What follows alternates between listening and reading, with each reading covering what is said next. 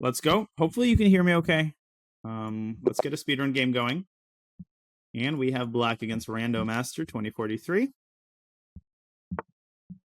Okay, d4, nice. So finally we get a chance to play another Grunfeld and hopefully delve into a little bit more theory. We've only faced d4, c4 a handful of times. Okay, so the g3, this is the fianchetto variation. The fianchetto is an incredibly reputable line. It has a very good reputation. It is the choice of a large number of GMs against both the King's Indian and the Grunfeld.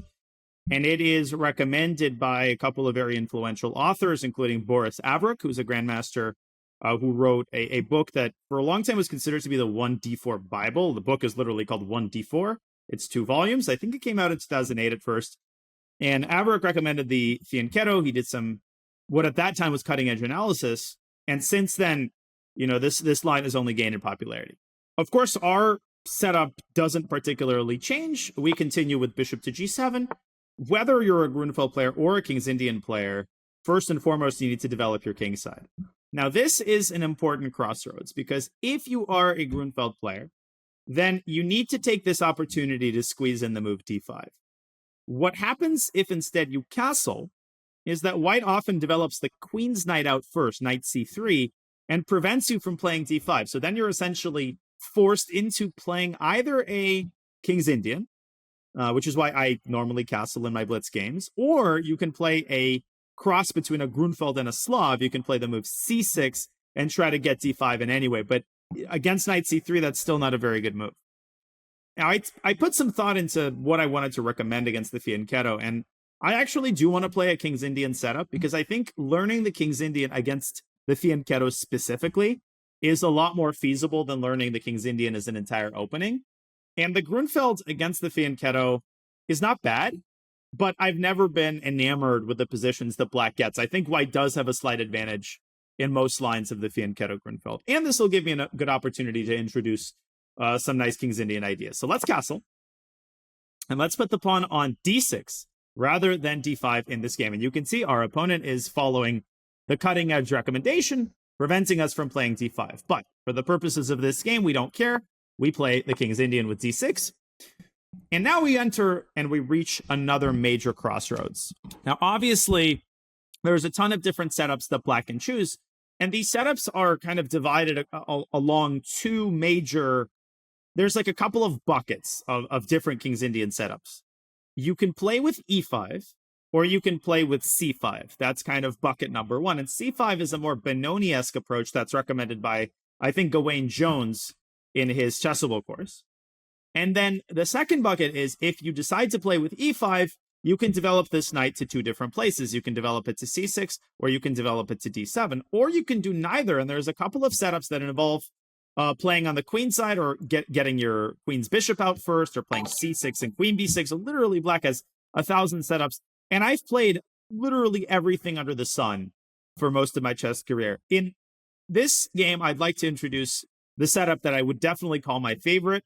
It's a super dangerous line, if white responds, of course, with the main line when our opponent seems like he will.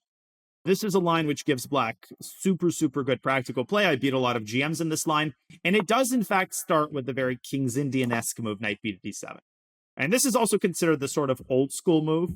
Knight c6 is a newer move that became very, very popular. I'll talk a little bit about the setups there as well, but just in the interest of time, let's focus on the setup that I'm choosing in this game. Of course, the point of knight b d7 is to prepare the move e5, which we now play. And the main line here is e4. White responds by controlling the center. Now here I play two lines in particular. The line that I play in OTB chess against other GMs is pawn takes pawn.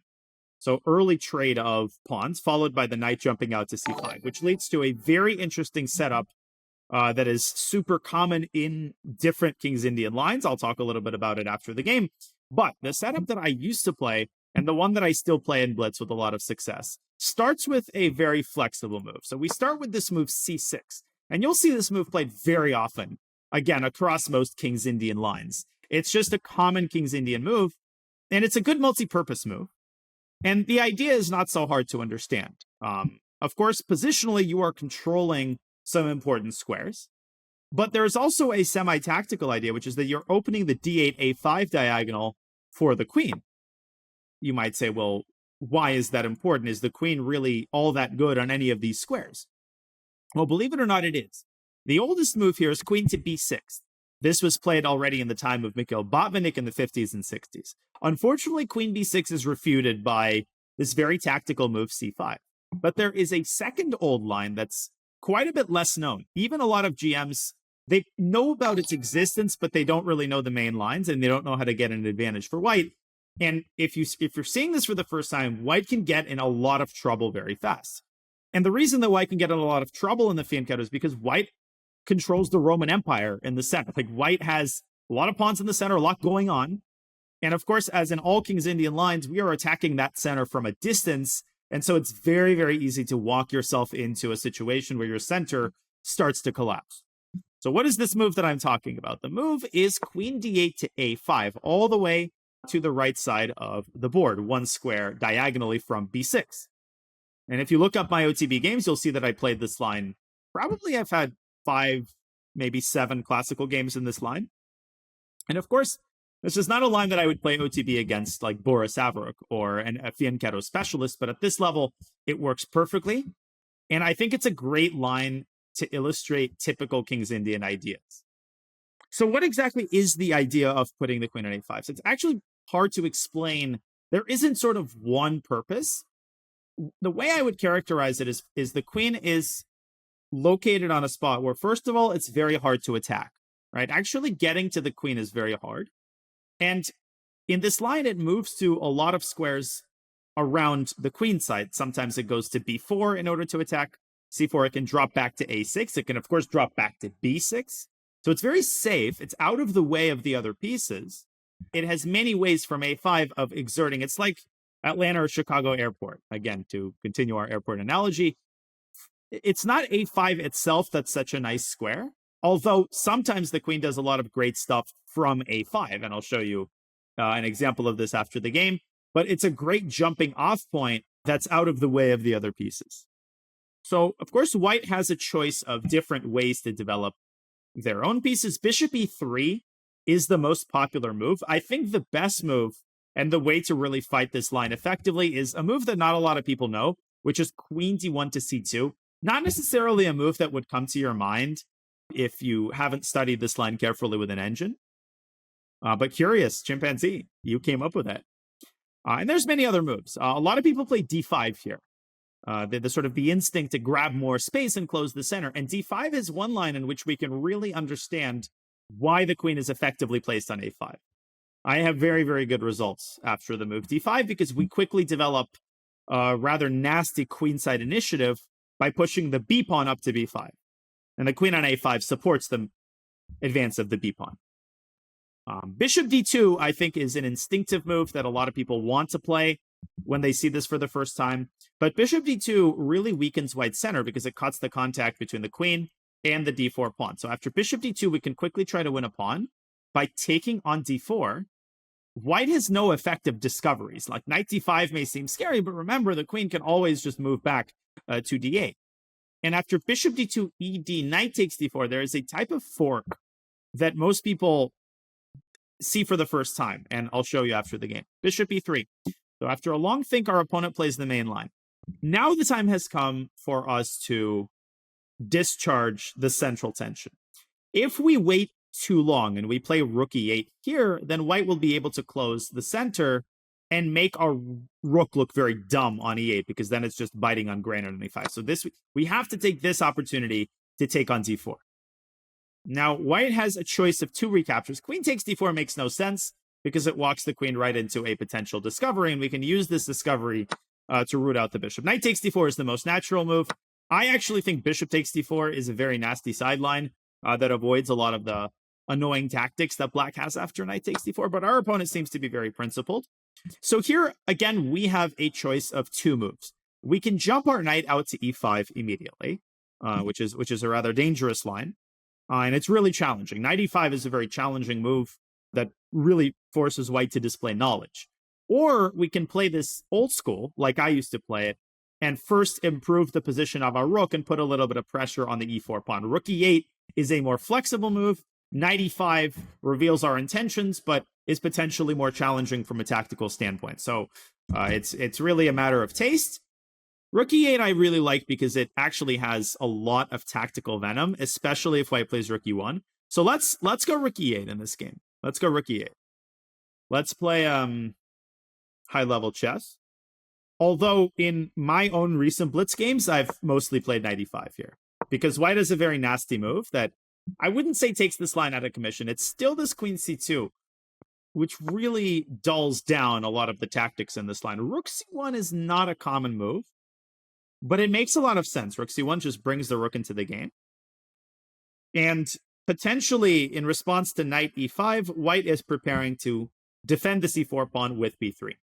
Of course, if you've watched any King's Indian games, you will know that this knight has essentially two posts that it can jump into. It can jump into e5, or it can go to c5, which is even more common, and really pressure the e4 pawn. But here, knight c5 is less effective because the combination of the queen on a5 and the knight on c5 is very awkward, as you can imagine.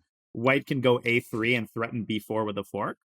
So typically in this line, the knight almost always jumps out to e5. And let's go knight e5. Let's start with this move. Let's see what our opponent does in response. And then, as we enter the middle game, we will hopefully continue being able to put pressure on white's center. So this structure, which is similar to the Morozzi bind against the accelerated dragon, which we also play in the speedrun, pawns on c4 and e4, is common across several King's Indian lines, particularly the fianchetto, which we're facing right now. And what is it characterized by? Well, it's characterized by a big space advantage for white, right? White, as you can see, has a big space advantage. If you are a King's Indian player, you have to be ready and willing to play cramped positions a lot of the time. And the second thing is it's characterized by is if you turn on the engine in a lot of these positions, the engine almost always gives 0.8 or +1 for white. Now, this is true of the King's Indian as a whole. Engine really doesn't like the King's Indian, but as is well documented by now, and hopefully as you've heard, the King's Indian is sort of an anti-engine opening because the engine does still often overestimate the extent of white's advantage. Engines like space advantages, and engines aren't able to tell you how hard a position is to play from a practical standpoint. But if you look at my results in the King's Indian, particularly in Blitz, that paints a completely different picture than if you look at a lot of these positions with an engine. So what do we actually do here? Rook c1 is a really, really good move, by the way. I'm impressed that our opponent knew this move. This along with queen c2, I think, is the best antidote to the line. So in order to justify the King's Indian, we need to play on all sides of the board. We need to be ready to play on the king side and on the queen side. Right now, we can't really play in the center because d5 is really never going to happen. White is defending that square 1, 2, 3, 4 times. So let's not even think about trying to push d5. Instead, we nibble around the edges. What does it mean to nibble around the edges? Well, one thing we can do is nibble at the c4 pawn. How can we do that? Well, we can't play b5 immediately because that blunders a pawn. But what we can do, and this is very common in this line, is to start with this very flexible move a6. And it's a low risk move. It's a low risk move because it doesn't really have any drawbacks. And of course, we are preparing the move b5. Now, in fact, b5 is not really possible just yet because white can push us away with f4. And then the c6 pawn is lost after that. Our position collapses. But a6 is a very annoying move nonetheless, because now our opponent has to start thinking about this. And very often people automatically respond with a4. And of course, a4 is a move that we want to see because then the b3 pawn is weak. And you might say, well, that b3 pawn, how can it be attacked? In the King's Indian, you have to do stuff for the long run. Nothing happens fast in a position like this. We're going to have a maneuvering battle for the next 10, 15 moves. But eventually, if we create enough weaknesses, and I would almost compare this to the hedgehog setup, where you start creating weaknesses and eventually something is going to give, right? The more weaknesses we create, the likelier it is that when things get tactical, our pieces are going to be able to exploit those weaknesses. Of course, the knight from e5 can also reroute. A lot of you might be afraid of f4. Well, this is just exactly the kind of move that we want to see, just like a4, because what is the consequence of the move f4? Well, we're more than happy to drop back to d7. Again, King's Indian, you must be comfortable making a bunch of retreating moves. Doesn't mean things are going wrong. after f4, the e4 pawn is clearly weakened. I'd say, well, what does the f pawn have to do with the e pawn? Well, remember, once f4 is played, pawns don't go backwards. So white is unable then to play f3 if necessary to support that pawn. Anyways, so here we should also be aware that there is a tactical pattern. I already think that our opponent has missed the tactic, believe it or not. What is the first thing that I see when queen d2 is played? Well, there's two things. Of course, there is the contact between the standoff between the queens, which you should be aware of, especially because our queen is undefended. But right now, white has no clear way to exploit this. The second thing is forkable squares. I always tell you to pay attention to this. The queen and the king are now unforkable squares. Now, the f3 square is protected by two of white's minor pieces. And this is something that a lot of players struggle with. They see something like this in the abstract, and they say, well, there's no way that this could possibly be exploited. But you're often capable of doing more in the position than you might think. So we can chase away the knight by pushing our c pawn, which is a very positionally committal move. You're weakening the d5 square, but it's good in the service of tactics. The knight moves, let's say, back to c2 or back to e2, and we, of course, have bishop takes h3. Very common tactical pattern that's universal across many openings. Bang, we've won a pawn, and we have, by winning that pawn, we also force the exchange of white's fianchettoed bishop, which further weakens the center. I think we can safely play c5, and I already think we're taking over the initiative. Now, the King's Indian is so full of these types of tactical tricks that you could play it for your entire life and still not exhaust all of them. And this is exactly what I do. So as part of me regretting not recommending the King's Indian in the speedrun a little bit, but because we've had so few games in 1d4, it's almost a moot point. And maybe we'll do a King's Indian speedrun at one point. I am regretting a little bit not recommending it because it is an opening that's very near and dear to my heart. It's definitely not an opening you should play if you're like under 1200. That's the thing. But for players, over 1700 or so, it is just still an undiscovered gem, I think. And I'll talk about some theory in our post-game analysis. So hopefully you were able to, you understand the zen behind this move. We're chasing away one knight. And then we take on h3 to deflect white's bishop. You can consider it sort of a double deflection. Yeah, there are some complications there. It's not all that simple, because what you might see if you're a little bit more advanced is that after white drops the knight back and we take on h3, white has this move f2, f4, attacking the knight on e5. And if our knight moves, well, then white can pick up the bishop on h3 and we don't have the fork anymore. And if after knight c2, bishop takes h3, f4, we take on g2, then you might say, well, white takes on e5, and the position is very chaotic, and it is very chaotic, and I'm not 100% sure whether we prevail there tactically, but I have a feeling that we do. Right? This sounds corny, but I really believe in the King's Indian in general, so when we get these tactical complications, I usually am very optimistic. Because we're fundamentally sound, our pieces are very active, the tactics are likelier to work in your favor if your pieces are fundamentally more active. Yeah, King's Indian course, definitely I will make at some point. No question about that. Yeah, our opponent, I think, smells a rat, which is why he's finally taking quite a bit of his or her time.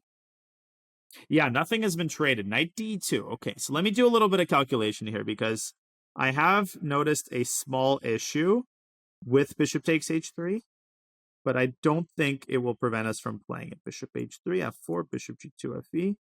Bishop f1, ef, bishop e2, fg. And we drop our bishop back and we're up an exchange. But we have a bunch of weak dark squares on the king side. I'm trying to evaluate this position and understand whether we get mated. I don't think we get mated, but I have to be sure of it. Yeah, I think we can go for it. Also, it's just sexy to play this move, so let's play this move. Bishop takes h3. Okay, we take the plunge. Now, for newer players who are watching this and are still confused, all you have to understand is that the bishop is untouchable. Why is it untouchable? Because then we have access to the forking square f3. Knight e5 to f3 check is a fork, attacking the king, attacking the queen at the same time. It is a check, and we win the queen for two minor pieces, which is an overwhelming material advantage in most cases. This is a classic textbook deflection sacrifice, just very textbook. And it comes with benefits in the sense that if white ignores, then we're able to eliminate a very important piece. The fianchetto bishop is what really protects this e4 pawn. Once that bishop is traded, white's center is going to start to crumble. Also, white's king is a lot weaker, and then we're just going to go to town. So the principled move here that I was calculating, that we have to calculate, is f2, f4. Pawn pushes 2 squares and tries to boot the knight out of e5. If the knight moves away from e5, then we lose the bishop on h3. So we have to take the tactical plunge, and after f4, we have to take white's bishop. And then white can take our knight on e5 and attack the other knight on e6, on f6 with the pawn. And the white king is attacking the bishop. The rook is also hanging, and then the knight is hanging. So that's a complicated line that you can only really calculate if you're well-versed in visualization. And I'll play out all of these moves after the gaming, assuming it doesn't happen, which I think it very well might. And by the way, queen takes d6 is maybe even the best move. The reason I wasn't too scared of it is because queen takes d6 eliminates the pawn and restores material equality. But I wasn't scared of it because worse comes to worse. We can trade bishops, and I know for a fact that we have benefited from the last couple of moves, because this is a weak backward pawn, whereas h3 is an important defensive pawn, and we've eliminated white's fianchettoed bishop. And the queen on d6 in that resulting position is super vulnerable. Is it possible to trap the queen? I don't know yet. But at the very least, I see a way that we can win the exchange. So queen d6, we can trade on g2 and bring our rook over to d8, which is the most natural move. Now, you may think it traps the queen, but it does not, because the queen can take on c5 there. But after the trade on c5, there's a bishop on c5 and a rook on c1. So we can hop into d3 with our knight and deliver another fork, this time on the d3 square. Hopefully, you're able to visualize that line, and we win the exchange. That's at minimum. Once the position is reached, and this is a very good way of thinking in general, is to come up with sort of emergency options or minimum options, where when you're assessing a move, you don't always have to find the best response to it. You have to find a response. And if you know that the position is at least satisfactory, you can safely go for the line, having that response in your pocket. Now, when the position is reached, then you delve a little bit deeper and try to find something a little bit better. And this is exactly what I was doing. Okay, so f4 is played. Again, if we move our knight, then we give up the bishop and we don't have that forking mechanism anymore. We have to take the plunge with bishop takes g2, whether it's good or not, and we don't have to waste any time here. Otherwise, we lose a piece. Does that make sense? So again, a lot of you are suggesting knight e5 to g4. The bishop on h3 is hanging. And you might say, well, then we take white's bishop, but the queen just takes on e3. And I don't see any tactical options there. Okay, f takes e5. So it's easy to get very overwhelmed in these types of positions. In reality, you just have to break it down into its components parts. What's going on is actually rather simple. We have two minor pieces that are both hanging, the knight and the bishop, which is why if we make a move like rook takes pawn, we lose our bishop. We will already have amassed 2 or 3 pawns for that bishop, but it's not very impressive. Of course, there's also a rook that's hanging, and we can capture it, and we probably should capture it, because if we play knight f6 takes e4, then white recaptures on e4. Ooh, that's also an interesting option, by the way. Then we take the queen on d2. White probably recaptures that queen with the knight. We take the rook on f1, white recaptures, and we take on e5. And as a result, we have a rook and 3 pawns for 2 minor pieces. But we have a couple of weaknesses in our position. So I think we're better there. Maybe not winning, but better. So that's an option. What's the second option? Well, we can take the rook straight away. Then white will take the knight on f6 and threaten our bishop on g7. But we can use our bishop then to take the knight on e2. White can only take 1 minor piece at a time, so white will take on g7. And we will be up in exchange. We will have 2 rooks and a bishop against rook, bishop, and knight in that resulting position. But the drawback of that is that our king is going to be incredibly weak, because without our own fianchetto bishop, the dark squares around our king are potentially fatally weak, and there's a lot of mating patterns there that could stem from that. So the Russian schoolboy inside of me says, F that, let's just play knight takes e4 and go for a better endgame. And I think that's what we're going to do, because at this level, I don't want to flirt with disaster. There's no guarantees that we make it out of that alive. I'm going to give it another 30 seconds of silent thought, and then I'm going to make a decision. Okay. Russian schoolboy mode. Russian schoolboy mode, knight takes e4. I have a feeling that bishop takes f1 is winning for black. But I just get this. Sometimes you just get this sense that there's something you're missing, and I'll show you. I'll give you a better sense of my considerations after the game. Again, I don't have the time to lay out every single thing I'm thinking, so just be patient. This is also just easier to play because we get 3 pawns and a rook for 2 minor pieces, and the minor pieces are all sort of clustered in the center and very poorly protected. So we could actually win even more material in that resulting position. So you might say, well, I don't understand why white has to play knight takes e4. Well, it's because the queen is hanging, so white can't take the bishop. Can white move the queen? Well, that doesn't make much sense because also the rook is hanging. So after knight takes e4, the first tactical observation I made when we played when white played queen d2 comes to pass, right? When the queens have this standoff, you always have to be aware of variations in which the knight moves away, and then our queen is hanging because it's undefended. So after knight takes e4, we have to respond to the attack on our queen. And so we have to take white's queen. It's the only logical option. Then if white takes back with the bishop, we can actually take white's knight on e4, and we'll just be up 3 pawns. That's why white has to take the queen with the knight.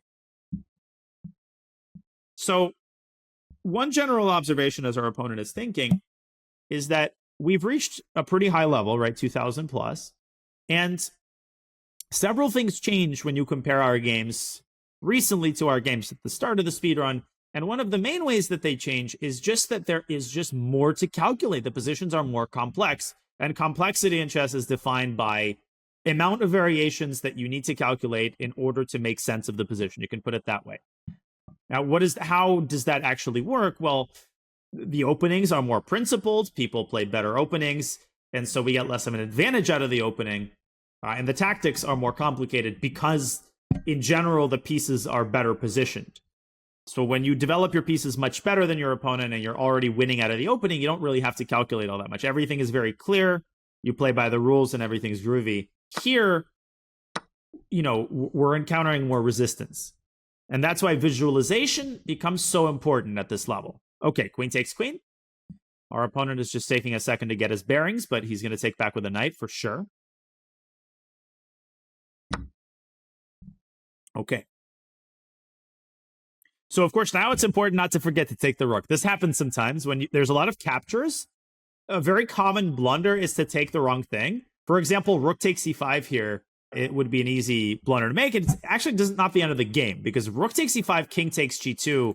We take the bishop and we have 3 pawns for the minor piece. So black may not even be that much worse. But obviously, why not take the rook if we have the chance to do that? That's another exchange. Another benefit of this move is that white now has a big choice of recaptures, and already he's down below 3 minutes. So that's going to be more time that's sunk into making that decision. And it's not an easy decision to make because all 3 recaptures look relatively reasonable. I think the best move is probably to take back with a knight. The most intuitive is rook takes f1. But notice that there are 2 minor pieces aligned on the e-file, and both of them are undefended. So rook takes e5 is a rather massive threat. It might not win a minor piece because white can defend the bishop in several ways, but it's going to cripple white's pieces even further, and they're already quite passive to begin with. Knight takes f1. Our opponent playing well. Now we have to decide how we're taking e5. Pawn takes pawn should be ruled out because that just blunders the pawn on c5. So should we take with the rook or should we take with the bishop? Well, that's a good question. To answer that question, we have to know what is our fear? Like, what is the high-level assessment here? Well, the only major positional drawback of our setup is that there is a big hole on d5. And, of course, we had to account for that when we played the move c5. That was the positional drawback of that move. So, if possible, we'd like to prevent white's knight from parking itself on d5. I don't think that's really possible. The only way we can do that is by taking with the bishop, and then meeting knight f4 with bishop takes f4. But the medicine is worse than the disease. I really don't want to give away our fianchetto bishop. I really want to keep our minor piece because it's the only minor piece, and we should just keep it. So that narrows our options down to 1, which is rook takes e5. And of course, we're going to have to live with the consequences of white playing knight f4 and knight d5. It's not the end of the world. We will work around the knight. Also, I like rook takes e5 because it makes space for the other rook to join the battle on the only open file. as I always repeat, when there's only one open file, and there is only one open file. Remember, the H file and the F file are semi-open files. Essentially, they're only open for one person. You can think of it that way, which in this case is white. The E file is the only genuinely open file because there are no pawns on it. Rook d1. Okay, so our opponent does not bother to improve his knight. Instead, he improves his rook. Well, obviously, I'm salivating at the prospect of harassing these minor pieces. Our next move is a no-brainer. We can play it almost instantly. Rook A to E8. Obviously, it's not going to hurt. And we are now threatening to take on E3. And to give, to win 2 pieces back for the rook. And if white takes on D6, for example, we take on E3. And at the end of the line, you might say, oh, don't we get checkmated with rook D8? No, because when you have a fianchettoed bishop, you don't have to worry about back rank checks as much. We can cover with the bishop F8. And we're going to have to untangle a little bit there, but we'll be up 2 pawns. Right now, we're up 3 pawns. We will be up 2 after rook takes D6. That's a technically winning endgame for sure. Now, of course, white can and probably will defend this bishop, rook D3. Okay, great. And now we need to keep our foot on the gas pedal. We have maybe a narrow window of opportunity while white's minor pieces are still really, really tangled up. So we want to make use of this in order to provoke more concessions and really squeeze the opportunity out. And I see a nice move that we can play, which is a move that we prepared many, many moves ago. And it's important not to forget about ideas. This happens very often where you make a certain move, that move has an idea. Your opponent prevents the idea or you move on from it, and then you forget completely that this even exists. Now, you guys don't forget that it exists because you're very attentive, and that is, of course, the move b5. Now, what does b5 achieve? Well, of course, if white takes on b5, then we force white to relinquish his control over this very important d5 square. If white does not take on b5, then we, in fact, will take on c4 and isolate white's c4 pawn, which we can then attack by inching our rook up to e4. And remember, because white has to keep an eye on the bishop, this is where white's passive pieces really hurt him. He can't defend the pawn with knight d2. White's starting to stumble and trip over himself there. Also, b5 is a very low-risk move because it has no drawbacks. Again, if white plays rook takes d6, we play rook takes e3. Knight f4. Great move. Our opponent playing very well. But I think we can start collecting. Okay, so we play bc. Now, perhaps you might be tempted by rook takes bishop, knight takes, and then bishop to d4, but this kind of stuff never really works because white has too many eyes on the e3 square. So, of course, we play rook e4. This is our whole idea. And this idea works to perfection. White wants to go knight d2, cannot because he drops the bishop. That is why I think the only move for white to keep his position together would have been to play king f2 here, preemptively defending the bishop, in order to be able to play knight f1 to d2. But that's high-level stuff, and he's got a minute left. So we're continuing to put serious pressure. We threaten to take a 4th pawn on c4. Now, the game is not over, because even after we take on c4, of course, white can respond by taking on d6. Now he goes king f2. Okay, we need to take on c4, and white takes on d6. But this trade-off has been a very positive one for us, because now we have something called a pass pawn. And we have greatly diminished the effect of white planting a knight on d5 because that square is no longer controlled by a pawn, and we've now, we don't even care about the d5 square anymore. Our pieces have graduated from that. So, of course, rook c2 check and rook takes a2 comes to mind.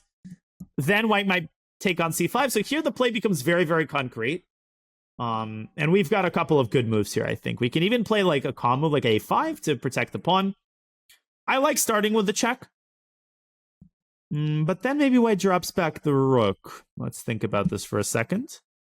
No. This is far from an elementary win. We do have a material advantage, but it's not easy because our pawn majority on the king side has not made its presence felt just yet.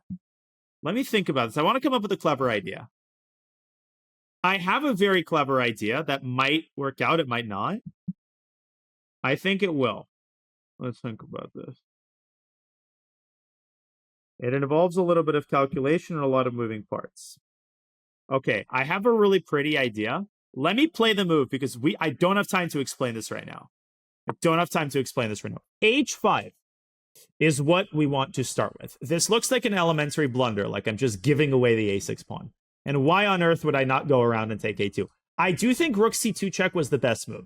I will claim that loud and clear. I think rook c2 check is what I would play in a classical game. But I think I have a really, really cool idea that I'd like to showcase, which will work only if white takes on a6 and if I've calculated it correctly. Bishop d4 I'll talk about after the game. Bishop d4, again, who is to say that black benefits from the trade of bishops? Because then these weak dark squares on the king side might hurt us later on, even though without the queens, white can still access them with his knights. So h5 is a very tough move to deal with because our opponent is trying to decipher what we want to do. He might have figured it out and now starts panicking. Knight d2. Okay. Knight d2 is a bit of a panicky move because it compromises the safety of the bishop and it forces our rook to move. But our rook wanted to move anyway. We don't mind moving the rook up to c2 or to the side. Rook to a4, also very good. I think both of those moves are great.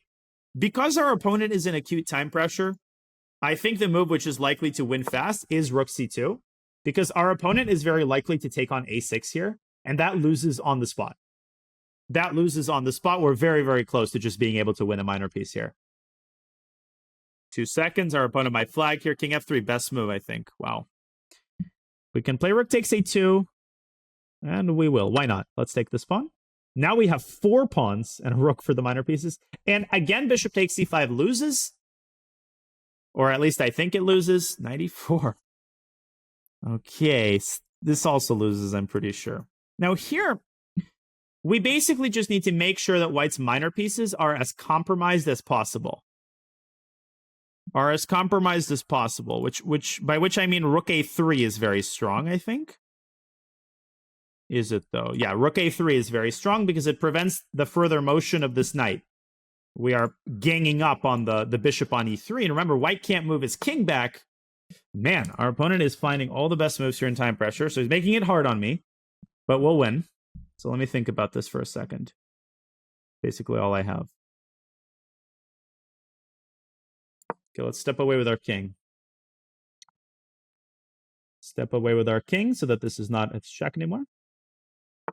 Rook d7. Oh, another really good move. Man. Okay. Go here. I blundered. Wow, he's outplaying me in time pressure. Okay, let's go back. I still think we're gonna win because the blunder will come eventually. Hopefully. But man. Players are seasoned in time pressure. Rook f1, king e2. We have to take. Okay, we have to take. Now, I think white has to take. That was a mistake. That was a blunder. The thing is, the blunder happens eventually. Now, of course, we have rook e7 and we win a piece. Now we have rook e7 and we win a piece. That was an impressive sequence by white. I made some mistakes there, but we were never like in danger of losing. Okay, let's not engage in the tiresome routine of accusing people every time I say that they play well. It's stupid. Now we have a rook and 3 pawns versus... Now the win is very simple as long as we don't blunder a rook to a 4. Yeah. No, our opponent played very well, but eventually collapsed. Okay, so how do you win this type of position? It's hard for me to lay it out verbally. Essentially, you just need to keep improving your pieces and make moves that advance the general cause of your position. Of course, if you can trade one pair of minor pieces here, it makes it easier. So a lot of you would go bishop d4, but white can reject that trade. So you don't just want to hunt for white's bishop. You want to just sort of improve. One easy thing we can do is move the king up to g7 and then start pushing our pawns in kind of a measured way. Bishop e5 in order to pressure the g3 pawn. And then we can start pushing f6, g5, sort of king g6. Just like step-by-step expansion on the king side is the best way to win this position. Of course, keeping a very close eye on forks.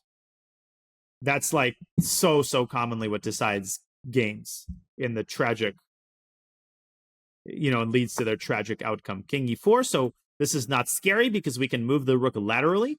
A good practice in time pressure, of course, when your opponent has a bishop is to move the rook to the square opposite the bishop's color. It decreases the likelihood that you accidentally blunder it. That's why I move the rook to b5 and not to a5. Obviously, rook c5 would blunder the rook at 1.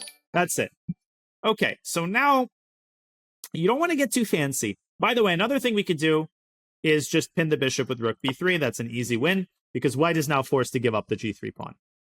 In order to release the pin, and we are threatening bishop d4, white has to move the king up or down, and in either case, we can take yet another pawn. Now, you could play rook takes e3 here. You could give the exchange up and clarify things, and obviously bishop and 3 pawns against knight is winning. But I think people overdo this. You don't need to give up material just to give it up, just because you fear one check. Bishop d4 check. I mean, come on, f6 or king g8. Who gives a damn about that? I would even go king g8 because f6, maybe there's another check on e6. So I would just drop it back to g8. And then we can continue pushing with h4. Completely winning here. Okay, knight f3. Again, rook takes f3 is possible, but f5 check is a little bit better because it forces white to lose contact with the knight, and then we are up a full rook. Wow, very interesting game, actually. And a lot of our games past 2000 have been close, honestly, close games. I can't say that I'm winning with like a lot of room to spare. GG. So I could talk about the opening in this game for a long time, but I'm going to restrict myself to some targeted comments. Let's check. I know people want to know the accuracy, so I'll check the accuracy. As a first row, 83.6 to 89.2, so pretty decent. I'm going to pull up ChessBase and use it to give you the opening overview. Yeah, so this is the fianchetto variation in its traditional form. And again, Avaruk recommended it as early as 2008, and since then it's been gaining in popularity. And hopefully you were able to understand why it is that if you are a pure Grunfeld player who is unwilling to deviate, then you should play d5, because this is your last chance to do that. In the old days, people would castle, and white would always go knight f3, developing the king's knight first. At some point, people discover, wait a second, I can go with this knight, and now you're unable to go d5 anymore, so this way I'm forcing you to a king's Indian. So again, is d5 a mistake? No, this is a well-studied Grunfeld line. What do I not like about it? I don't love that the position becomes quite bland and to the liking of a lot of fianchetto players. How does this line go? Well, typically white takes on d5. Black recaptures with the knight, of course. And now, again, the old school line is just to develop white's pieces. Knight f3, castles, castles. And this line has been very well studied since the time of Garry Kasparov. His early career in the 1970s and 80s, this was already played. And the main move here is actually to drop the knight back to b6 preemptively in order to take the sting out of the move e4. But basically, the idea is that now e4 does not come with tempo. And when e4 does not come with tempo, you could bring your bishop out to g4, as you do in many Grunfeld positions, in order to put very strong pressure on the d4 pawn. In the Grunfeld, often bishop g4 is a better way to do that than knight c6, because knight c6 walks into d5 with tempo. You do this in the main line. It's just here you have bishop g4. So the main move here is knight c3. Black responds, in fact, with knight c6, because here bishop g4 doesn't make as much sense. White has this very annoying move, knight e5, which is why keeping the pawn on e2 is a good idea. And suddenly, like, there's threats, and you really don't want to give away this bishop. So after knight c6, white is at a crossroads. There is the quiet move e3, and there is the more principled move d5. Super theoretical, and I never loved black's positions in this line. I'm not going to delve deeply into the theory here. You can look this up yourself. There's plenty of resources available. I will also add that recently, a lot of top GMs have been playing the immediate e4, which is another nasty thing that Grunfeld players have had to deal with. This has gained in popularity recently. And the idea is that after knight b6, white plays knight e2. Very nice setup with the bishop and the knight like this. This almost reminds me of the Bortnyk setup in the Sicilian. It's the same type of principle where the pieces don't stumble over each other. When I say Bortnyk setup, what I mean is the setup commonly adopted in response to, for instance, the closed Sicilian, where you fianchetto your bishop, and then you play e6 to create a little cubbyhole for your knight. So it's the same type of setup after bishop g2, knight e2. And it also takes the sting out of the move bishop g4 because you could just send the bishop back with f3. Okay? So for these reasons and others, I will recommend the King's Indian against the Fianchetto. And also I feel nostalgic about and a little bad about not recommending it in general. Okay. So knight c3, d6, knight f3. Again, if you want to check Gawain's recommendation in his chessable course, I'm pretty sure it's c5. And from a purely objective engine standpoint, probably the best move is indeed to play it with c5. But as a King's Indian player, I try to avoid pushing the c-pawn when possible because it does lead to a very Benoni-flavored position. And I like to keep things King's Indian oriented. So I'm willing to sacrifice a little bit of objectivity for the sake of getting a position I'm more comfortable with. Now, for a long time as an IM, I would play the modern move, which is knight c6. This is called the Pano variation, named after Oscar Pano. It also exists in the Samish, by the way, because the same dilemma exists in the Samish. In the Samish, this is a variation of the King's Indian where white plays the move f3, considered to be one of the most challenging. Black has the exact same dilemma of where to bring the knight, and black can also go c5 here. And the Pano variation is, in fact, to play knight c6. Now, knight c6 is a very provocative move. It's a very provocative. What does it provoke? Well, who can tell? What does this move provoke? And why is it that in the King's Indian, knight c6 often is considered awkward in relation to knight b6? It provokes d5, of course. And it is impossible to play, to improvise here with black. You have to simply know what the ideas are, because the best move here is knight a5. And it's not an easy move to get yourself to play if you don't know that this is theory. Anyway, so knight a5, knights on the rim are grim, blah, blah, blah. Well, it's the King's Indian, right?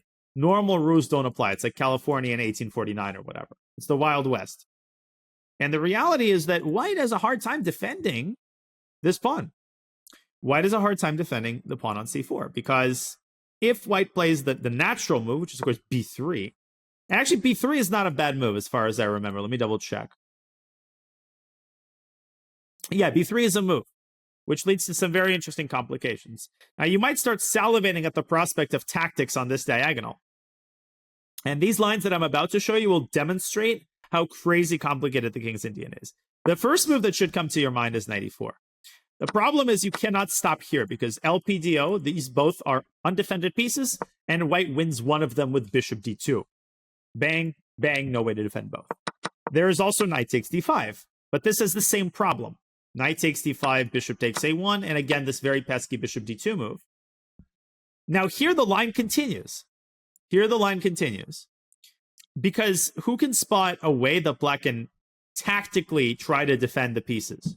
Some high-level games here, by the way. But this still loses for black. Yeah, c6. Now, knight takes b3 is probably the best move. But you're still giving up a piece, right? You're still giving white two pieces for the rook. c6 is an attempt to keep the extra exchange, and it does.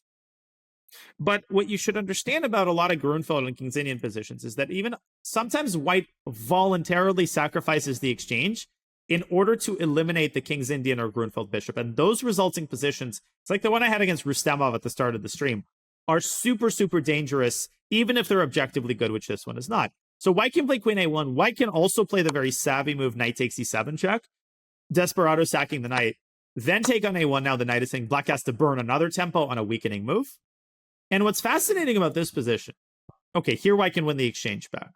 But even if white doesn't, right? Even if you don't see that bishop h6 wins the exchange back with a huge advantage, white is up a pawn and black's position is collapsing, even just castling is already good for white. Look, black's position is in ruins, and it should be intuitively obvious to you how good this is based on your dominance over the dark squares on the king's side. And it's an instructive exercise to really convince yourself that a position like this is good for white, even without delving into it very deeply. Now, you might be, well, what about queen takes e2? But just taking a pawn like this doesn't change anything. In fact, it loses on the spot, because obviously here, white can play rook e1, queen d3, and bishop h6. And the game is over. Black has no development, and he's losing everything. Okay.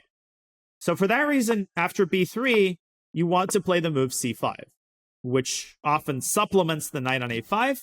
And black's plan here, as developed by Oscar Pano, the Argentinian GM who sort of develops this line, is to prepare b5, kind of Benko Gambit style. Now, if white castles, then already knight e4 is good. Because in comparison, notice that the queen is now making contact with the knight. So bishop d2 has lost its effectiveness, and the bishop can withdraw to g7. If white plays bishop h6, the bishop can still withdraw to g7. And the difference here is that white has also given away his dark squared bishop, so there's no tools with which to exploit the weakness of black's king. Here, white's compensation is insufficient. And for that reason, the main line is to fianchetto white's bishop and take this thing at a knight e4. And black starts preparing b5, a6, and the theory here is very well developed. Castles, rook b8. But I never liked this. I never liked these types of positions. I've always felt that white can play a4 and make b5 very difficult. Now, black has ways to fight this, and sometimes you see black playing this Benoni style with e6. I've tried this. I've had some good results with it, but this was never sort of my line. Of course, d5 is not most common. The most common move is to castle. And here, black plays a6. And again, white has d5, but white can also play this line without d5. Right? White can play something more calm like b3, or even e4 as a move. But it's a long story short. Again, this forces you to play this Benoni style with c5. And I've always liked to play things more traditionally King's Indian style. And so my move has always been knight b7. Now, there is a ton of theory here. And first of all, it should be mentioned that e4, which is the main line, is far from the only challenging move. The second in command, the second most popular move is queen to c2, which is a very common move for white in the King's Indian in general, bringing the queen onto a good square and vacating the d1 square for the rook. Here, by the way, the best line is ed knight e4 and knight b6. If you want to know what the King's Indian specialists play, it's this. And suddenly, in this position, if white makes the natural move and protects the pawn with b3, even most GMs don't know this, by the way, black develops a massive initiative here out of nowhere, out of absolutely nowhere. Does anybody know what the black's move is here? And I've had this so many times in blitz games, especially against top GMs, because it's not that well known. The move here is c5, not d5, not d5, not d5. d5 is a terrible move, actually. d5 is a terrible move. Bishop f5 is the right idea, but the wrong execution, just giving away the bishop. First, you have to chase the knight away with c5. Then you bring the bishop out to f5. No, and I'm being honest here just to help you understand how this works. So why is d5 a bad move? Well, why are you attracted to it? You're attracted to it because you're opening the center, right? And you're seeing how potentially you're opening this diagonal. What you're probably calculating is cd5, which justifies this move. But you have to get into the habit of not assuming that captures are forced. There's often still a very strong subconscious pull to just assume that all of the captures are going to happen. But what is the drawback of d5? Well, one drawback is that it opens up a line of fire to the rook. c5 is possible here. I think after c5, white is better. Yeah, c5 is one very nasty option. And then white can drive the pawn to c6 and you're in trouble. Or white can bring the bishop out to a3 with tempo and attack the rook. The rook has to move. And now I think white can capture on d5. And after the smoke clears, takes. After the smoke clears, if you look at this position, black is collapsing. Because the knight on d5 is a lot more poorly defended. The queen is x-rayed. The white knight can jump to b5, and there's threats on c7. And white has no weaknesses. So, so the open center favors white here. Instead, you want to push the c pawn, c5. The knight, let's say, drops back to f3. If knight db5, then a6 forces the knight to a3. So most people go knight f3 and bishop f5. And here the tactics work out for black because e4 runs into knight takes e4. Familiar concept. And white is in big trouble. The queen has no good spots to go to. If the queen moves to d1, then you can play knight e4, but you can also play d5 here. And you just have an avalanche in the center because white's just unable to complete his development. And now the rook is trapped and the knight's jumping into c3. And I've won a lot of fast games like that. So c5 is a move in some lines. Yeah, here you play c5 to guarantee the f5 square for the bishop. The best move here is rook d1, which is very hard to come up with if you're seeing this for the first time. And the point is to meet knight takes c4 with knight cb5. And suddenly the queen attacks c7 through the x-ray of the knight. If the knight drops back, you lose c7. So things get very complicated here. Black counterattacks the knight. white restores the material, black drops back to E. There's a lot of theory in this line, and I think it's close to equal. But queen c2 is a viable sideline. Some players who want to avoid all theory, they play a move like b3, or even a move like e3 is not that bad. Just solidifying the center, and then the bishop can be routed through the fianchetto. I could talk about this for hours. I could give you sort of all of my analysis here, but there's plenty to focus on in the main line, so that's what we're going to focus on here. Okay, so c6. Again, tons of theory, but h3 is the most popular move. The one qualitative observation that I would make is that d takes e5 is the choice of a lot of inexperienced d4 players, and it's almost always bad. This particular structure, and I've talked about this at length before previously in previous speedruns, is very bad because there's an asymmetry in the center. Black is controlling the d5 square, but white has no way to control the d4 square. And so black's play revolves around ultimately trying to get a knight to d4. And I've won a lot of games like this, basically carrying out the plan that involves getting the knight out, trading the light squared bishop for the knight, and then rerouting the knight to d4. Or you could play knight e8, c7, e6, d4. You could also play knight c5, e6, d4. It depends on what white does. And even if white defends this square with a lot of his or her pieces, it's still not enough to prevent black from bringing the knight to d4. And a good example game, I'm going to use the bathroom in just a second. I'm going to pull up that game. Well, I don't think it has a name in the King's Indian. It's called the Marozzi bind, but it's in the Accelerated Dragon. That's a completely different structure. I call it that informally to just help you get a reference marker to it. So in this game, the line that was featured was a different one, which is the main line, bishop e2. This is called the classical variation. And in this position, my opponent reaches the structure, right? DED is played. When I'm back, I'll show you how I was able to slice him up in the center and on the king's side. So it should be pointed out, particularly for non-King's Indian players, this is often a point of confusion. Very often, this pawn is hanging. So what does anybody know what actually happens after knight takes e5 in the vast majority of King's Indian positions? What's the tactical justification of this? Yeah, well, obviously it's knight. Well, it's not obvious to everybody, right? What's obvious to you isn't obvious to a newer player. This discovers an attack on the knight, and the most famous application of this is in what's called the exchange variation of the King's Indian. I avoided it in this game, but typically black plays e5 immediately. And in the exchange variation, white trades queens, and normally white does not take on e5, precisely because black wins the pawn back with interest with knight takes e4.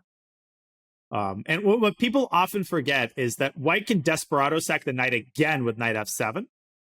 And this is a trickier move. How does black punish this? Who knows this? Nope, not rook e8. Not knight takes c3. Bishop takes c3. Bishop takes c3. Check. Eliminating the attacker, and then you take the knight. If you take with a knight, then you drop the rook on d8. And you might be able to pick up the knight on d8, but it's needlessly complicated. This is hard. It's one of the hardest categories of moves to find is moves that basically, my coach would always point this out, moves where you trade your fianchettoed bishop for a knight. It's just unintuitive because it's often wrong to do that. You might remember a Fabiano Caruana game against Wojciech where he did that and people were freaking out about it. Here it just wins a piece. So anyways, knight e5 is not to be feared. My opponent plays h3. Obviously, he's 2200. He's not going to allow me to play bishop g4. But even without it, I gain control of it. First of all, I go knight h5 and knight f4. So I get the knight to like this intermediate transit point, and then I drop it back to e6, and that's it. And then I bring my rook into position, and then I put my knight on d4. Like literally as simple as that. And white is already buckling under the weight of this knight. As often happens, when white takes the knight, it is replaced by an even more bloodthirsty pawn. And then that pawn can move up to d3, and you can see how nasty this already is. Obviously, if white takes with the knight, then white forks himself. So my opponent was forced to. I bring my other knight over to e6 to support the knight on d4. Then I expand a little bit on the queen side, and this is a really, really, really nice game. Then I trade one pair of knights, chase away white's defender, and stick the other knight on d4. And I do that to pave the way for the bishop to complete the development. And I was able to outplay him. Ultimately, he lost his patience and took, which gave me control, a monopoly on all of the dark squares. and a kingside attack, and I was able to finish him off eventually. I didn't play perfectly, but it was good enough. I mean, I just kept pressuring and pressuring and pressuring, and eventually I drove my pieces into his territory and won. So I can analyze this for a while, but I just don't want to get bogged down. What you should understand is that this structure is often bad for white because of the weakness of the d4 square. Okay, so back to the game. Yeah, so c6, h3, and queen a5. Old school variation. I actually don't know when this was first played. Let me check. This move, which was introduced to me by one of my first coaches, like I play the King's Indian forever, and I've known about this line forever, and for some reason it's still not well studied. I mean, GMs play terribly against it. My success rate in Blitz in this line is insane. Bronstein played it, I think. Yeah, early King's Indian proponents. So first played in 1953. Argentinian international master Carlos Huaragui. Isaac Boleslavsky played it in 1954, who was one of the top Soviet GMs. Geller played it. He was the 6th or 7th. Pologaevsky, Mikhail Tal played it in 1958 and beat Kodov. Tal played it 4 times. So Tal knew about it. And you can basically see how good Soviet players were. Any cutting edge line that is played now, Soviet players were probably the first to play it. They were so ahead of everybody in the openings that they were just like the modern day theory Andes. They were just blowing people out of the water in the openings. Geller, yes. Okay, so what is the point of queen a5? Well, it's best to illustrate this with variations. First of all, white can play d5. The problem with playing d5 with white is that after c takes d5, c takes d5, black develops a big initiative in the queen side, and this is one of the reasons for putting the queen on a5. You are now able to play the move b5, and you start driving the pawn down to b4. Well, what does that do? Well, obviously there's an e4 pawn that will be lost if white ignores this threat. And even if white plays a3, you can still play b4 because the rook on a1 hangs. So tactically, this works out for black, and this is a nasty line. So bishop b3 is the main move. Bishop b3 is the main move. Rook e1 also, by the way. Rook e1 and bishop e3 are the 2 main lines. So I might have messed up a little bit of theory here. Let me check something. Because the funny thing is I've never really analyzed this with the engine. I've done this very, very old school. Like this line with queen a5, I've basically analyzed it entirely by hand. I've never made a file on it. I've never looked at it with Stockfish. I've just learned it through tons and tons of experience. Okay, so I apologize. The most popular move here is rook e1. And here, again, we play e takes d4, knight takes d4, rook e8. We play rook e8, which, by the way, is not the most popular move. The most popular move here is knight e5, but the way I like to play it is rook e8. White responds typically with bishop e3. If you look at my blitz games on my main account, you will find this position happening a million times. Now, the best way to defend c4 is bishop f1.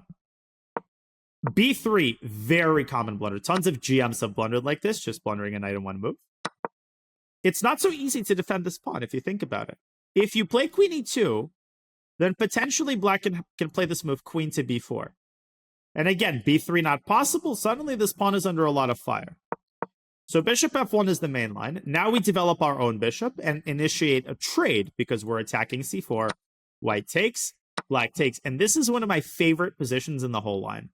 This is a big, big, big calling card of this line because so many people blunder in this very position, including Anatoly Karpov, who blundered in a classical game against Pia Kramling.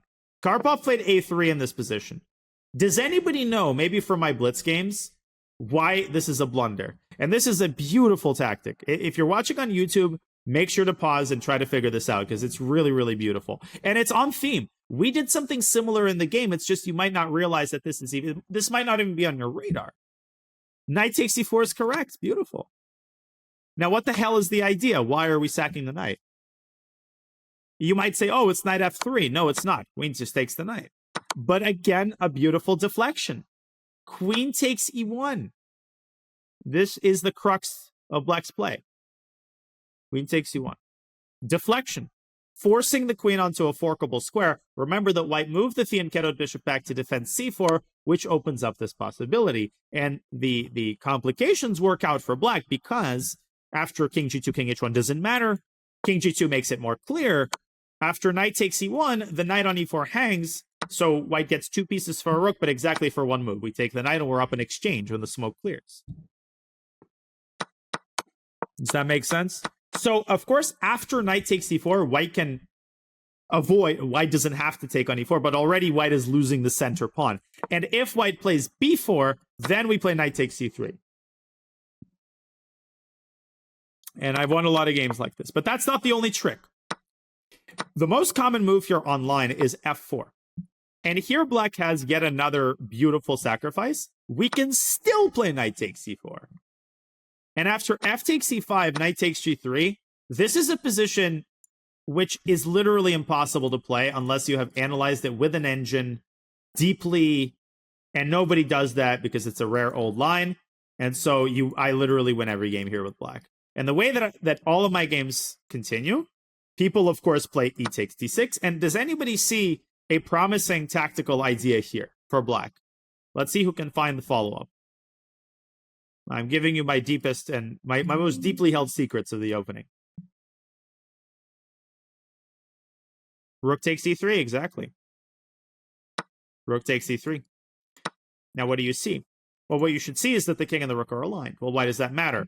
Because the rook is also undefended. So you might say, oh, it's bishop d4. No, that blunders the bishop. Queen takes d4. You actually have to start by attacking with the queen from c5. Very good. And this occurred in 2 games in the database. White has to defend with something like queen d3. Everybody plays queen d2 here. The engine move is queen d3. Queen d2 already loses the game because the knight returns to f5, and the attack on the rook becomes totally overwhelming. White can defend it one more time, but now we win material. Knight takes e3. Sorry, rook e1, knight takes e3. If queen e3, white loses the queen, obviously.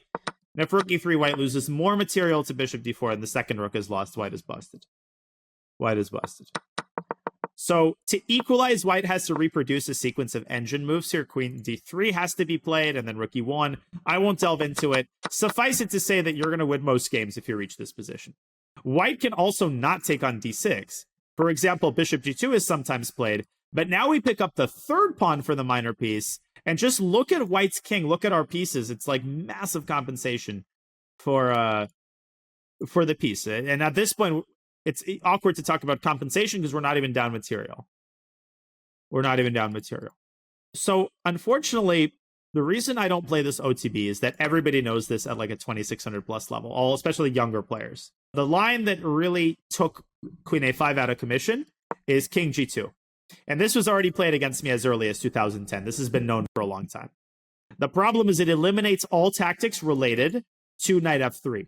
And the fact that white has the bishop pair combined with white's space advantage gives white an undisputed big advantage, like 0.7. I played this position online. The thing is, I know the ideas, so I score well with it, but I wouldn't play this over the board. It's a buzzkill. Yeah, king g2 is a buzzkill. But that's not the only buzzkill. That's far from the only buzzkill. The other buzzkill, and I'll open you in on a little secret. Very few people know this, but in fact, queen e2, which I mentioned earlier, is a very good move. And after queen b4, white has a move that's incredibly hard to find if you are not acquainted with this line, which is f4. Now you might say, well, what the hell? It gives up a pawn. But can anybody find what is the idea after knight takes c4? It's relatively simple. Yeah, it's a3. It's a3. And the queen is disattached from the knight, because if queen c5, then b4 sag, you have to drop the knight on c4. Of course, you can do this, but you don't. I mean, here, this compensation is clearly insufficient. Also, your queen is in big trouble. So queen e2 is another buzzkill move, but it's very rarely encountered. And you can, of course, still play bishop e6 here. You can go for the same type of position. But here, the bishop is still on this fianchettoed square, so there are no tactics with knight takes c4, and white can expand with f4. And then the third buzzkill line is what our opponent played, which is bishop e3, e takes d4. But I think bishop takes d4 is a very nasty alternative to what our opponent did. And knight takes d4 is also very good. Knight takes d4 is also very good. So I decided to follow the same scheme with rook e8. And here, rook c1 is a very nice move. It's a very nice move because it prepares the move b3. Queen c2 is also a buzzkill for the same reason. Now b3 is possible. And white is better. So maybe there is a better move in this position. I just turned on Stockfish. And again, I never looked at this position with Stockfish. And according to Stockfish, the best move for black is to play knight to b6 here. To attack like this. And the reason you play knight b6 and not knight e5. So it's because after knight e5, queen e2 is possible. And it's the same line we just looked at, f4, right? But if you compare this to knight b6, queen e2, queen b4, here, white can play f4, but you're able to take this pawn with the queen. That all makes sense. So knight b6 is quite strong here. White, again, has a hard time defending the c4 pawn. The best move for white is knight back to b3. Very few people would find this move. Now we swing the queen to the other side of the board. The queens are traded, and white has a slight advantage in the endgame, but nothing major. It's like 0.6. This is very playable. And white has to find more computer moves here. Like g4, knight f6, knight a5. So white basically would have to prepare this line. And practically, it's quite easy to play. Black here, you can make a lot of easy developing moves. Hopefully all that made sense. I know that's a lot of theory, but I want to be thorough. And as I've said at the start of the speedrun, I want to match my instruction to the level that we're at. So we're at the 2000 level. This is a level at which your theoretical knowledge has to be very extensive if you want to improve quickly. Any questions? Okay, so finally we get to the course of the game. Rook c1, knight e5, b3, and we play the move a6 to initiate the sort of b5 idea. Yeah, I also didn't know. I mean, I knew knight b6 was a move. I didn't know that it was good. So here, queen d2 is, of course, a mistake. And you will not believe the engine evaluation here. You will absolutely not believe it. It's almost +2. So the engine really believes that this structure is horrendous for black. But my experience convinces me otherwise. And you can see exactly why. Our opponent makes one natural move, and already white is much worse. And this happens so often where white plays good, good, good, good, and then immediately there's a blunder. So the correct move here is not queen d2. It is, what is the correct move? Queen, okay, g4 is a recommendation. Nobody would play that. f4 is good. I like queen c2. The move that would cause me the most nastiness is queen c2. Because again, if b5, then f4 wins the game. c6 is lost here. So black has to play a move like knight back to d7, for example. Or maybe queen back to c7, which is what I normally do.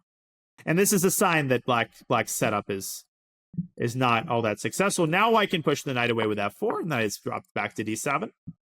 And rook cd1, for example, just improving the placement of the rook. The knight is rerouted to c5. And here's another thing that happens very, very often. Very often, white responds with b4. This is like a Pavlovian response. b4 is a blunder, and again, black is already better here. Who can tell me why?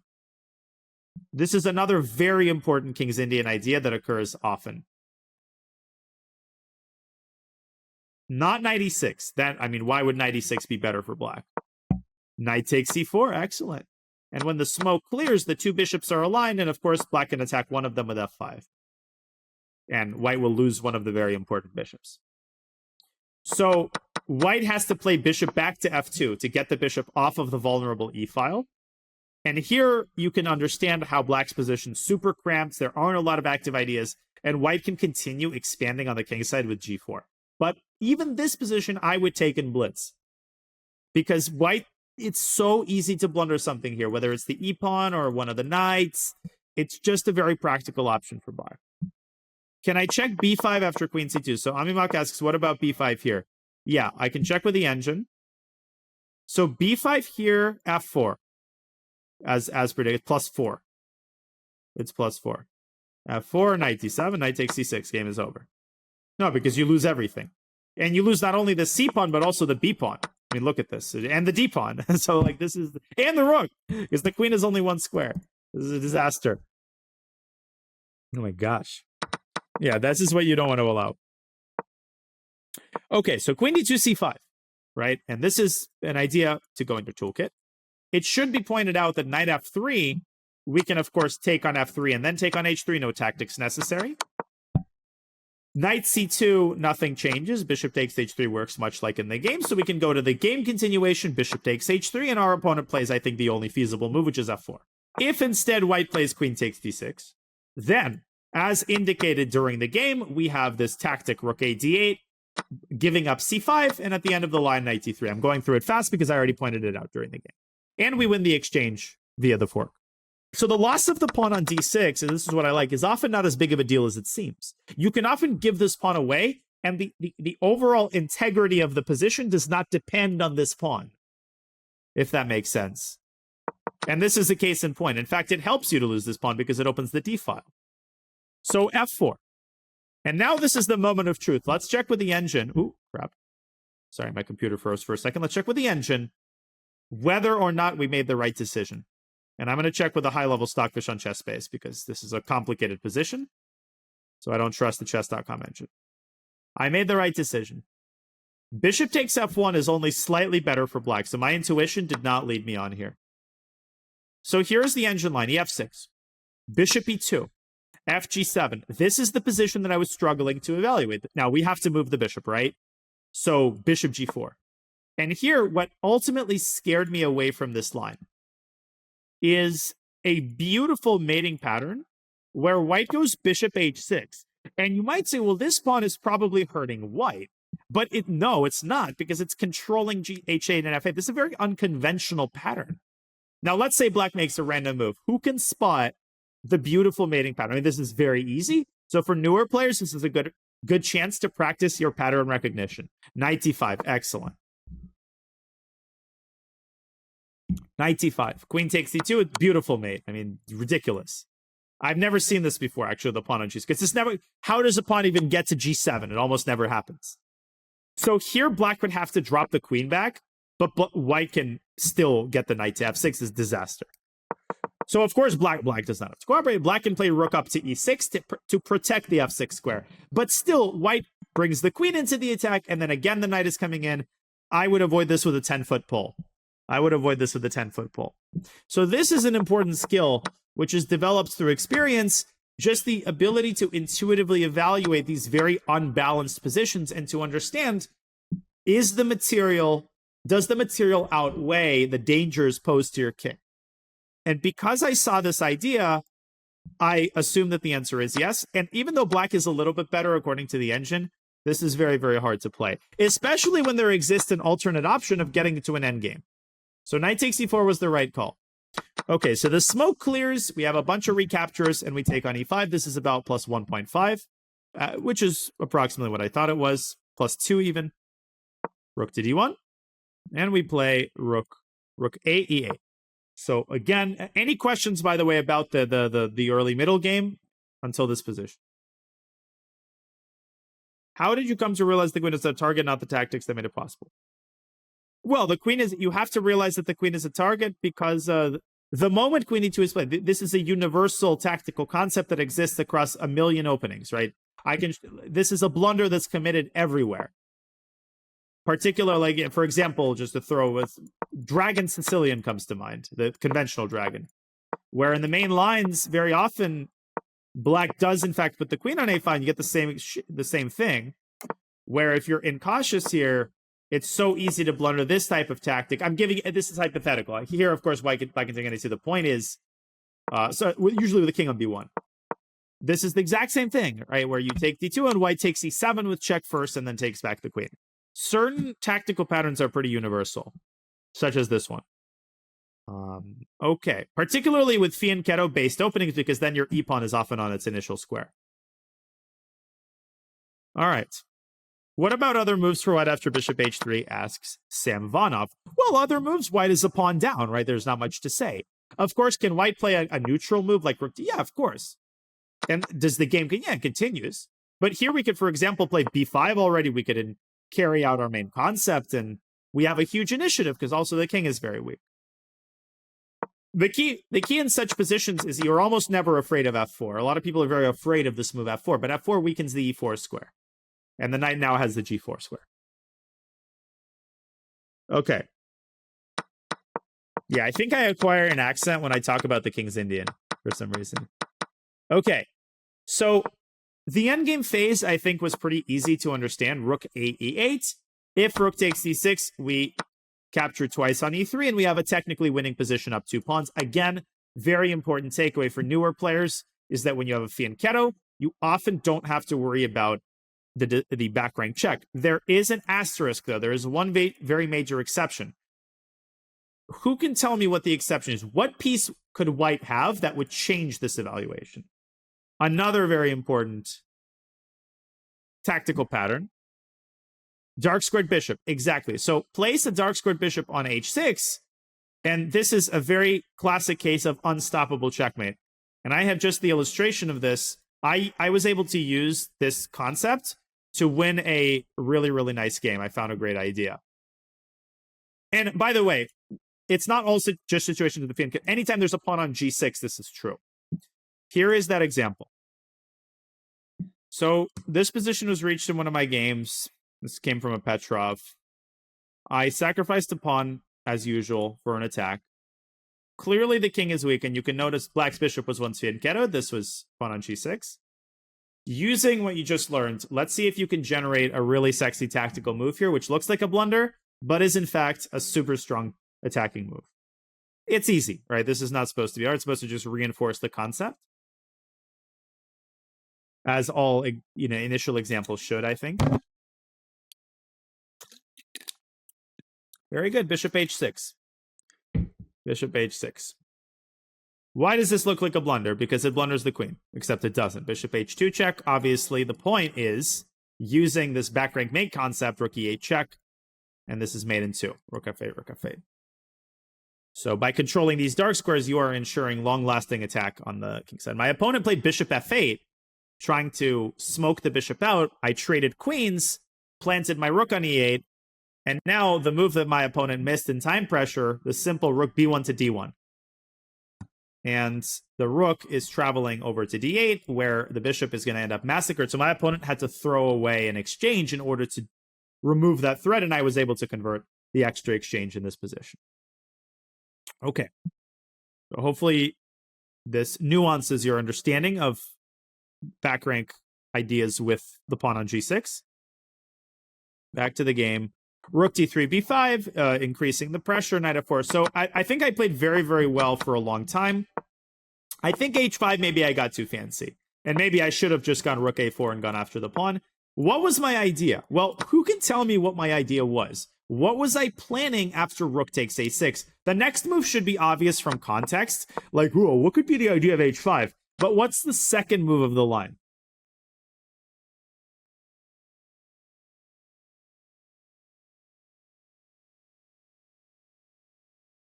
This is advanced. This is an advanced tactic. Not rook c2. If I wanted rook c2, I would play it on the previous move. How does h5 help with that? It's h4. It's h4. This is called removing the defender. What the heck are we doing?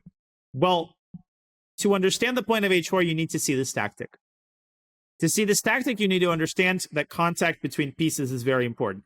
There's two sources of contact. Both rooks are making contact with the two minor pieces. That smells of tactics. So we remove the defender of the knight, but one defender is replaced by the other, except the other defender is extremely vulnerable. Bishop h6 pins the knight and wins the knight because white can defend it with rook f6. This is the key. You have to see king g7. Okay? You have to see king g7. And now, finally, white is out of resources because the rook is kicked away. So this line I had to calculate, and I checked with the engine. It works. So that's the idea of h5, is to play h4 and take ne3 and play bishop h6. And in the resulting position, black still needs to convert, but it's an extra pawn. It's a sexy idea.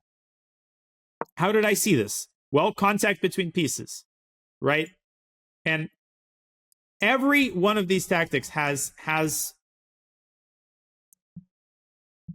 something that causes, right? No tactic ever comes out of the blue. There's always preconditions, except these preconditions can be very hard to spot because they're camouflaged. Because you might look at this position, well, the knight is very well defended right now, and yet you can use the pawn to get rid of white's pawn, the rook to get rid of the bishop to pin the knight, and the king to get rid of white's rook. So there's a lot of moving parts here, but hopefully you're able to understand it once it's broken down. Our opponent played knight d2, forcing our rook to the second rank. I took the pawn. Somewhere here, okay, I'm making all the engine moves so far. Knight d5, king h8, literally every move is an engine move. So this was a blunder. I missed knight takes e5. So in this position, I don't want to get too bogged down, but apparently bishop d4 is the top engine move. And the pressure and the tension on white's pieces gets too much. And then we start pushing the a pawn. Okay, we have a question. To rewind back to the h5 move, someone is asking, what happens if white doesn't take on h4? Well, that's probably white's best move to not take on h4. But then we forcibly take on g3, and we still do the same thing. Here we can even avoid rook takes c3 and probably straight away play bishop h6. And ultimately, white's minor pieces start to crumble, right? You just start to like harass them from all sides, and eventually some tactic manifests itself, such as this one. Okay? So in any case, the time scramble phase was a little bit sloppy. Rook d3. Here, for some reason, I thought I had this move, and I forgot that the knight defends the rook. So see, I commit these blunders too. But no panic, you just keep the tension going. Our opponent blundered in this position. I think white has excellent drawing chances after knight takes e8. In fact, I think it's a draw. Because we have to move our rook, and sadly, we'd like to defend the a pawn, but we can't play rook a7, because after knight g7, king g7, there's a discovery on the rook with knight e6. Still a draw, because you can trade off the last pawn, but it's not good. So we have to we can't go rook d6, because that blunders the rook. So we have to go like to d1 or something. This position, I think black has some winning chances. Obviously, black is the only one playing for a win here. You could basically try to slowly advance your pawns, but white should be able to hold this. White should be able to hold this. Of course, our opponent finally blunders and takes the wrong rook and loses a minor piece because the knights are both undefended, and the first one is on a light square, so it cannot be defended by the bishop. And it cannot be tactically defended by the other knight. Sometimes there are situations where you can move one knight away, and you can't capture the other one because of some fork. Here, just because our king is so far away, there is no such tactic. And the rest is clear without explanation. And that's how the game ended. So not the best ending, but I think a very, very tactically rich game, a game that allowed us to illustrate typical King's Indian ideas. And the actual climax of the game was short. Like, our opponent blundered this c5 trick, and after that, it was like the conversion phase immediately afterward. But there was a lot of tactics hidden a little bit beneath the surface of all of this, if that makes sense. Any questions? And please don't be shy. Questions about any part of the game, anything that you didn't understand well or I explained too quickly. I have problems with seeing tactical patterns and don't learn that much from puzzles. Well, you're not going to like this, but you just need to do more puzzles. I think people think of puzzles in the wrong context, right? You need to think of puzzles in the tens of thousands, right? Once you do 50,000 puzzles, then we can have a conversation. So keep it going. Why are two pieces better than one rook? Well, that's a very complex question. That's, by the way, not always the case. Two pieces can be much worse than a rook in certain positions. The general rule is the less other pieces there are, the better for the side of the rook. In middle games, most middle games, two pieces are better than the rook because in middle games, most files are closed and the rooks are often just sort of dormant, while the minor pieces can combine to attack the king. But in an endgame with just a rook against two minor pieces, I could probably dig up some examples where the rook is better. And as Nimzovich described it in his famous book, My System, the reason that the rook is often better than two minor pieces in an endgame is because the rook is capable of trampolining from side to side very easily, while the minor pieces have a hard time keeping tabs on everything, obviously because they're not as long range as the rook is. But that's also not always the case. Like, it really, really, really depends on the position. And I know that's not the answer that everybody wants to hear, but it's how it goes. Yeah, I could dig up some examples, but this is a separate topic, and it's one that deserves its own video.